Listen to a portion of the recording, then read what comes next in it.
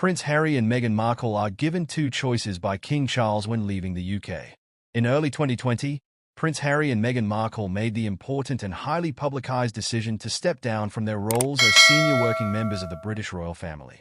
This departure, dubbed Megxit by the media, sent shockwaves throughout the royal establishment and the public, sparking endless speculation and rumors about what really happened behind the palace walls. One of the main points of speculation centered around the role of King Charles, then Prince of Wales, in this decision and the conditions he may have set for the couple. According to insiders, when Harry and Meghan first approached the royal family with their desire to step back, King Charles, along with Queen Elizabeth II, reportedly presented them with two clear choices regarding their future roles and responsibilities. These choices were intended to give Harry and Meghan a way forward, balancing their desire for independence with the expectations and traditions of royal duty. The first option offered by King Charles was for Harry and Meghan to remain in the UK as full-time senior members of the royal family. This meant continuing to perform their royal duties, representing the monarchy at official events, and carrying out their charitable work under the umbrella of the royal family. While this option would have allowed them to maintain their royal status, it would also have required them to adhere to the strict protocols and expectations that come with being members of the royal family. For Harry and Meghan, who were already feeling the pressures of constant media scrutiny and the weight of their responsibilities, this choice was likely to be limited. Meghan has spoken publicly about the emotional toll the constant press coverage has had on her, and Harry has long expressed frustration at the way his life has been controlled by expectations of him becoming a member of the royal family. Remaining as senior royals would have offered them no relief from these pressures, and they may have seen it as a continuation of the challenges they were trying to escape. However, remaining in this role meant financial security, protection from palace resources, and access to royal residences such as Frogmore Cottage. They would also have retained the titles of Her Royal Highness and the public funding that came with their royal work. But it also came with the realization that they would need to maintain complete loyalty to the establishment, abandoning any idea of the freedom they sought. The second option King Charles put on the table was for Harry and Meghan to step down as senior royals and move toward financial independence.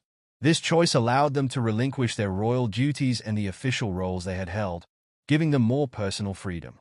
However, it also came with significant consequences, including the loss of many privileges they had enjoyed as working royals. Choosing financial independence meant that Harry and Meghan would no longer receive public funding through the sovereign grant.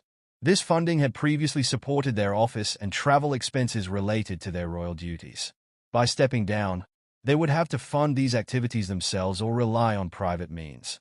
They would also need to forego their Her Royal Highness titles in an official capacity, although they would still retain them as part of their names.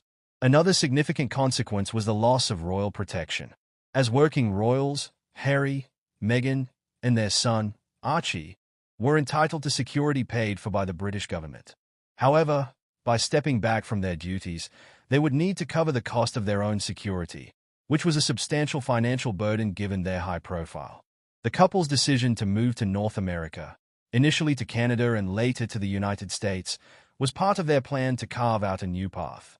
By doing so, they hoped to escape the intense media scrutiny they faced in the UK, particularly from the British tabloids, which Harry has repeatedly blamed for contributing to his mother's death. The move also allowed them to pursue commercial ventures that would have been off-limits as working royals. They could now sign deals with companies like Netflix and Spotify, which they did shortly after their departure, as a means of securing their financial future. Ultimately, Harry and Meghan chose the second option, stepping back from their roles as senior working royals and opting for financial independence.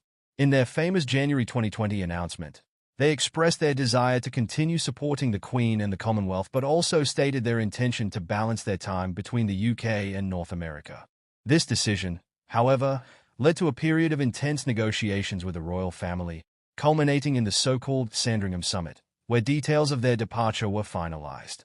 It was during this summit that Queen Elizabeth II, with King Charles and Prince William present, agreed that Harry and Meghan would be allowed to step back, but they would not be able to have their cake and eat it too.